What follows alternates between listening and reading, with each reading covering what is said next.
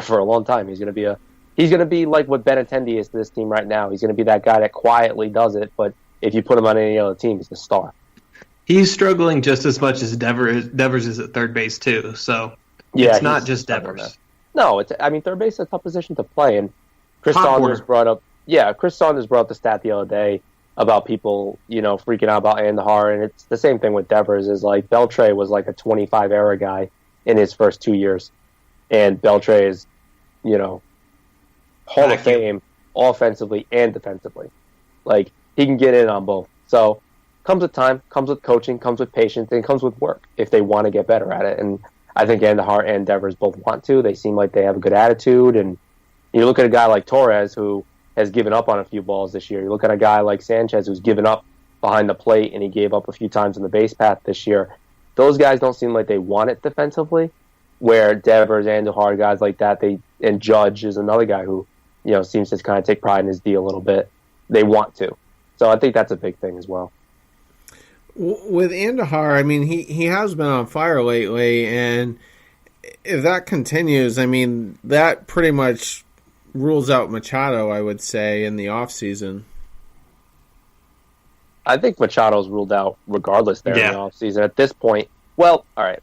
I still think he ends up a Yankee, kind of. Eventually? Right? Because eventually, I think he does. I think he's the perfect Yankee. But I think he might end up in the Dodgers, honestly. I don't know if you saw that Corey Seager had a hip surgery done the other day. Sad. So a hip surgery and recovering from Tommy John. He's not going to be the same, maybe even next year. He might not play next year. And with the team that's in win now mode, if you can get him to not agree to a full no trade, you can always trade Machado. Even if it's on a limited, team list, you could always move Machado. The only way I see the Yankees getting Machado is if they trade Didi and he just goes and plays short, because Didi is going to be making anywhere from 10 to 16 million next year. Last year of arbitration, do you want to give him close to 20 million? Because he's going to want it. He's going to want 15 million a year. And somebody's going to give it to him. Then someone will give it to him. So do you say, all right, do you want to give Didi Gregorius 15 million a year, or do you want to give Machado 20 million a year? And I would just give Machado 20 million a year. Yeah. Yeah. You're upgrading at the position, and Didi's not going to be April Didi every time he steps to the plate. So no, and on top of that, like, for the difference in spike of what you're going to get out of it. Now, if it's Bogaerts, right? Bogaerts at 15 million or Machado at 20 million, I'm taking Bogaerts any day of the week. To save that $5 million for the only thing that Machado does more at this point is probably average. I think, Machado, I don't think he's going to hit 40 home runs every year. I think he's going to average around 30. And I think Bogaerts will average around 20 to 25. So to get 5 to 10 home runs less, to bat 285, to play really good Gold Glove defense, and be $5 million cheaper on a team that is going to be close to the ceiling, I think that's something to keep. If they wind up with Machado, that and Andahar continues to struggle, that is the worst left side of a diamond in baseball. Oh, God. It's so bad. Defensively wise, that'd be tough for them. And then Sanchez behind the plate. Yeah. Yeah, I just don't see Machado really, going there. The Yankees might, whoever signs Machado might try to dump that contract similar to how the Marlins did with Stanton. But, I just think the Yankees they're gonna have to pay so many people as well in the next few years. Do we think that a Machado deal gets done without a full no trade? I'm not sure. Probably not, unless it's unless it's one of those ones where it's like full no trade the first or last 4 years, right? Like something like that, or modified the first 6 years, last 4 years, or full no trade, something like that. Because it's starting to become not even an option. Like these agents are almost asking for it and saying, hey, if you don't want to give it to us, we have somebody who's willing to give it to us, and we'll just sign with them. Well, the other thing, too, here is opt-outs as well. So, opt-out. That would make it even less likely that... The opt-outs are just like performance checkpoints, Yeah, if it's going well, like a JD Martinez, you opt out. If it's going bad, then you just stay. Yeah, and a lot of times it seems like it doesn't go well. So It either doesn't go because you're well obviously or not confident if you put that in. If you put more than one in there, let's put it that way. well, with a player option. Yeah. Well, it just comes down to like if you have a guy that is so David Price one is a perfect example where he was the best free agent signing available, right?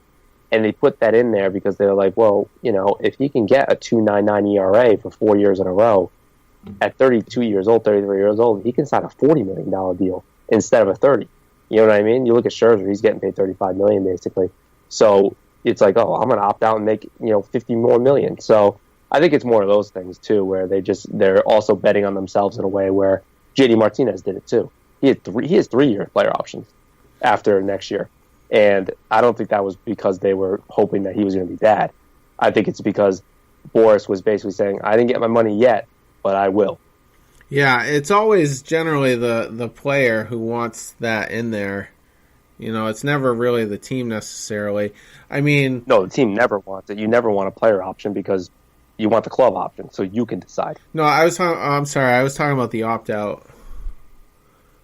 No, yeah, that's what I mean. Like the opt-out, okay. a team never wants a player option. Never. Like they wouldn't prefer it.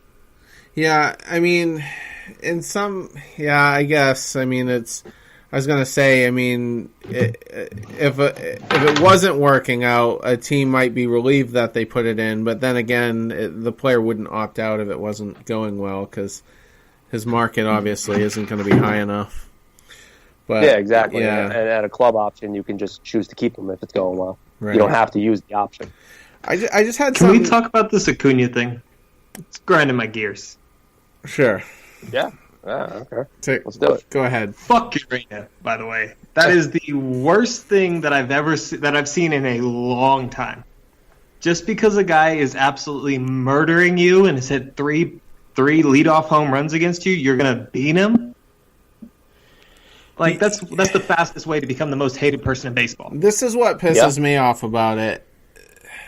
The Braves are contending, and at last I checked, I think they were in first place in the NL East, and the Marlins are not. They're a pathetic team who's going to be pathetic for a few more years. So why would they create a really dangerous situation that could alter the course of this other team's run to the postseason by doing something stupid like that? Like, what are they really getting out of it? And I guess Acuna had hit 3 straight leadoff home runs to start the game, and so that's why they did it. They didn't want him to tie the record and get the 4th, and it's just a punk move.